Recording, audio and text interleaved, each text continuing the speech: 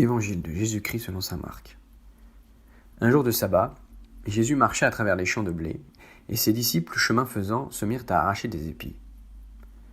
Les pharisiens lui disaient : « Regarde ce qu'ils font le jour du sabbat, cela n'est pas permis. » Et Jésus leur dit : « N'avez-vous jamais lu ce que fit David lorsqu'il fut dans le besoin et qu'il eut faim, lui-même et ceux qui l'accompagnaient ? Au temps du grand prêtre Abiatar, il entra dans la maison de Dieu et mangea les pains de l'offrande que nul n'a le droit de manger, sinon les prêtres. Et il en donna aussi à ceux qui l'accompagnaient. Il leur disait encore : Le sabbat a été fait pour l'homme, et non pas l'homme pour le sabbat.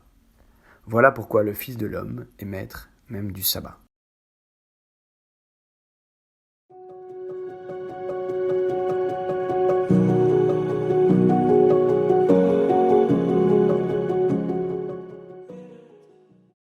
Il est souvent question dans l'Évangile de la faim ou de la soif.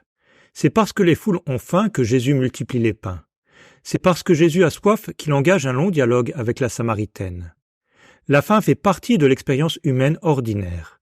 Dans certaines circonstances, elle peut devenir douloureuse, voire dangereuse.